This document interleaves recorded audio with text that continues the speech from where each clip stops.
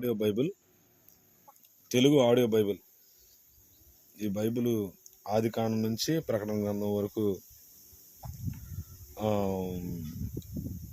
Voice record చేసి పెట్టారు.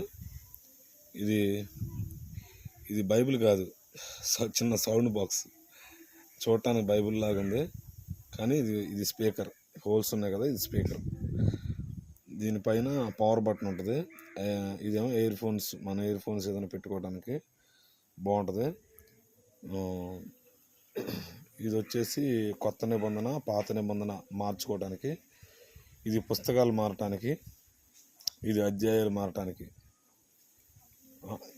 ఈ పుస్తకాలు ముందుకి వెనక్కి మారటానికి, పుస్తకాలు ముందుకు వెళ్ళటానికి ఆదికాండం, నిర్గమాకాండం, లేవియాకాండం, అట్లా మత్తయి సువార్త, లూకా సువార్త,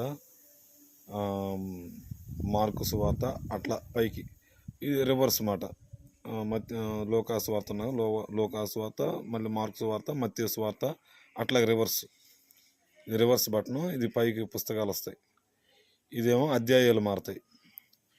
సపోజు ఆదికాండంలో ఉందనుకోండి, ఆదికాండం 1-2 అధ్యాయం కావాలంటే పైకి నొక్కితే 2వ అధ్యాయం మారుద్ది.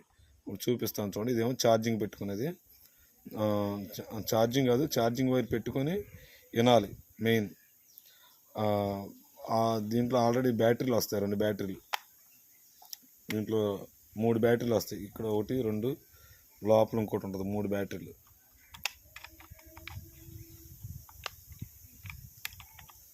ఓకే, ఇప్పుడు దీన్ని ఆన్ చేద్దాం. ఈ పవర్ బటన్ ఉంది కదా, దీన్ని ఇట్లా ముందుకంటే, ఇట్లా అంటే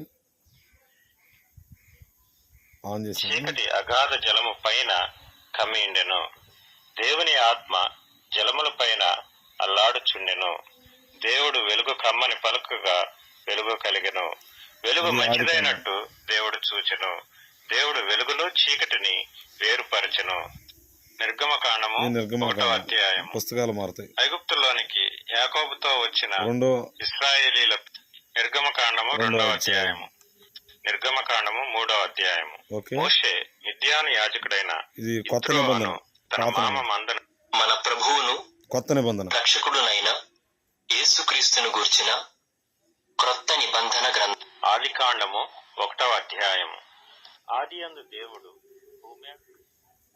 ఆదికాండం వస్తుంది. ఇప్పుడు ఈ ఆదికాండాన్ని మార్చాలంటే ఆకాశములను సృజించెను. మన ప్రభువును మత్తయి సువార్త రక్షకుడునైన యేసుక్రీస్తును గూర్చిన ఆఫ్ చేసుకోవచ్చు.